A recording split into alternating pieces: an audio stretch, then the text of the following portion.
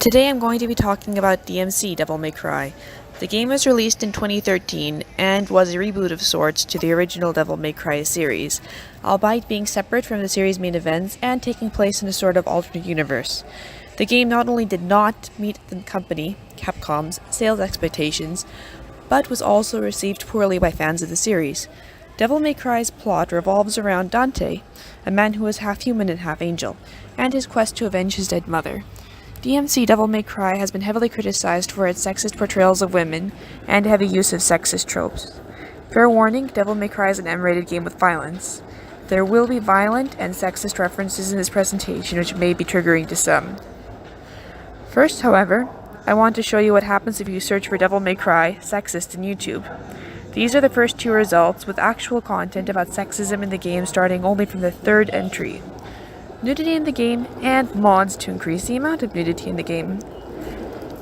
The very first cutscene, which introduces us to the primary antagonists of DMC Devil May Cry, embody sexist portrayals of men and women. The man is stated as having immense power and control, and is showing as being tall and of intimidating stature. He is dressed to reflect dominance as well, wearing a business suit. As you can see here, he is shown next to two women, both of whom are wearing revealing clothing and are reduced to objects. Their faces are not shown, only their cleavage and midriff sections are rendered.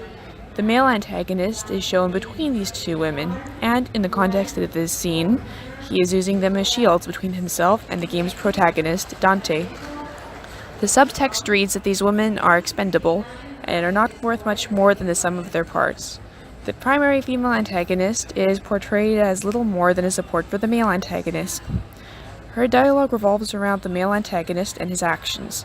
She is shown using explicit derogatory words for other women, and she is always shown wearing heavy makeup, and in all cutscenes of the game, is rendered as having low-cut, sexually revealing clothing. And now we are introduced to our male protagonist, Dante. This is quite literally how the game introduces him, as a bit of a slob and with a bra prominently displayed in the foreground of the scene.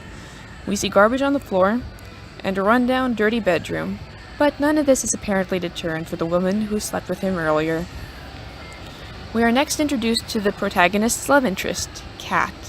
Cat serves as a guide for Dante for most of the game, but is not portrayed as being much more than that, a love interest and a guide. Dante still serves as the driver of the story and its events, and he is given sole credit as the hero of the game. Cat later falls into the damsel in distress trope, having been captured by the antagonists we saw earlier in the game. Violence against women is heavily used in DMC Devil May Cry. Women are not shown to be more than as needing to be saved by men or as sex objects for men. Additionally, Dante's mother's death, which drives the whole plot of the game, is used nothing more than a shock moment, and is shown later in the game. Even in death, she is heavily sexualized. Her fallen, bloodied form is shown erotically, tastefully arranged, and she is depicted as wearing very little clothing, which emphasizes her form. Men are again shown to have power over her, in both causing her death and then later avenging her death.